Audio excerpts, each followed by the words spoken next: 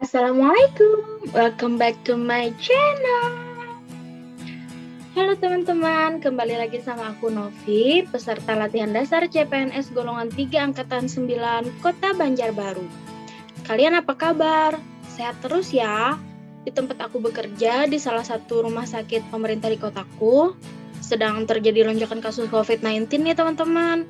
Sudah terpasang tenda dari Badan Penanggulangan Bencana Daerah di depan IGD untuk antisipasi jikalau IGD penuh. Nah, jadi kita nggak boleh abai ya sama protokol kesehatan. Ingat cuci tangan, selalu pakai masker, jaga jarak, hindari kerumunan, dan kalau nggak penting-penting amat, mending kita di rumah aja deh. Semoga Tuhan selalu menjaga kita dan memberikan kesehatan ya. Pada kesempatan kali ini, aku akan sharing terkait nilai-nilai dasar ASN atau yang biasa kita kenal dengan aneka. Yang keempat yaitu tentang komitmen mutu. Tentunya sebagai ASN, kita harus memberikan pelayanan yang bermutu sesuai dengan harapan masyarakat. Nah, apa sih komitmen mutu itu? Check this out. Mutu merupakan suatu kondisi yang dinamis berkaitan dengan produk, jasa, manusia, proses, dan lingkungan yang sesuai atau bahkan melebihi harapan konsumen atau pengguna. Mutu mencerminkan nilai keunggulan produk atau jasa yang diberikan kepada pelanggan sesuai dengan kebutuhan dan keinginannya, dan bahkan melampaui harapannya. Pencapaian target mutu kinerja pegawai seringkali mengalami fluktuasi. Ketika terjadi penurunan, kewajiban pemimpin untuk mengingatkan dan menyemangati bawahannya. Sebaliknya, untuk merespon mutu kinerja yang tinggi, maka pemimpin berkewajiban untuk menetapkan reward yang dapat memotivasi pegawai untuk terus berprestasi. Nah, berikut merupakan konsep-konsep komitmen mutu. 1. Efektivitas dan efisiensi. Efektivitas organisasi berarti sejauh mana organisasi dapat mencapai tujuan yang ditetapkan atau berhasil mencapai apapun yang coba dikerjakan. Sedangkan efisiensi adalah jumlah sumber daya yang digunakan untuk mencapai tujuan organisasi, dihitung sebagai jumlah sumber daya yang digunakan untuk menghasilkan barang atau jasa. Yang kedua, inovasi. Inovasi dilandasi oleh keberanian berinisiatif untuk menampilkan kreativitas. Inovasi akan menjadi faktor yang membuat organisasi tumbuh, berubah, berkembang, dan berhasil. Ide inovatif lahir ketika organisasi berada dalam kondisi yang stagnan dan sulit untuk berkembang. Kemudian yang ketiga, orientasi mutu.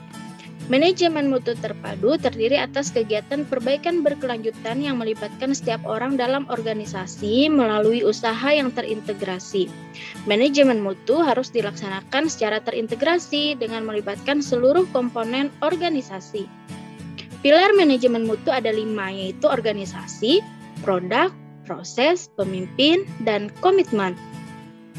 Ada 10 strategi yang mesti dijalankan organisasi agar pelaksanaan manajemen mutu terpadu dapat berjalan baik, yaitu menyusun program kerja jangka panjang yang berbasis mutu, membangun mindset pegawai terhadap budaya mutu, mengembangkan budaya kerja yang berorientasi mutu, meningkatkan mutu proses secara berkelanjutan, membangun komitmen pegawai untuk jangka panjang, membangun kerjasama kolegial yang dilandasi kepercayaan dan kejujuran, memfokuskan kegiatan pada kepuasan pelanggan, beradaptasi dengan tuntutan perubahan, menampilkan kinerja tanpa cacat dan tanpa pemborosan sejak memulai setiap pekerjaan, dan yang terakhir adalah menjalankan fungsi pengawasan secara efektif untuk mengawal keterlaksanaan program kerja. Keberhasilan implementasi manajemen mutu dapat diukur berdasarkan kesadaran akan mutu dan berorientasi pada mutu, sifat kemanusiaan yang kuat, didasarkan pada pendekatan desentralisasi yang memberikan wewenang di semua tingkat, dan dengan ditetapkannya secara menyeluruh. Cara yang dapat dilakukan untuk senantiasa memperbaiki mutu layanan diantaranya adalah memahami fungsi, tugas pokok, dan peran yang diberikan institusi, kemudian memiliki kompetensi yang sesuai dengan bidang pekerjaannya, merencanakan target mutu layanan yang akan ditampilkan, memahami karakter pelanggan yang akan dilayani, menguasai teknik pelayanan prima, melayani dengan hati, menerima kritik dan saran untuk perbaikan ke depan, serta memperhatikan peraturan perundangan.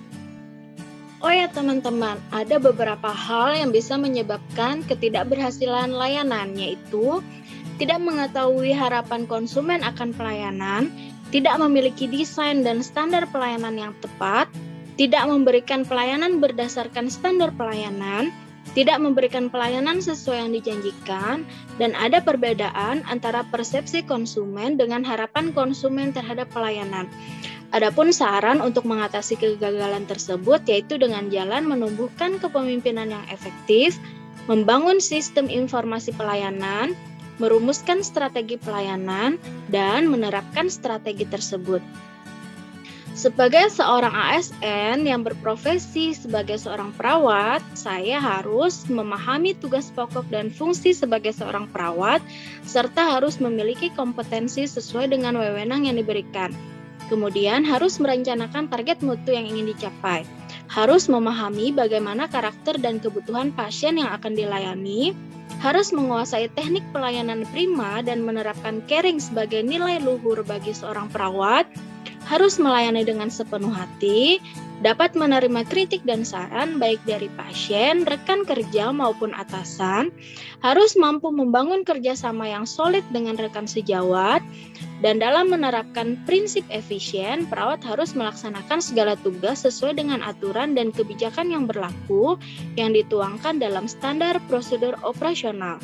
Kemudian dalam menerapkan prinsip efektif, perawat harus menggunakan BHP seperlunya sesuai dengan kebutuhan pasien.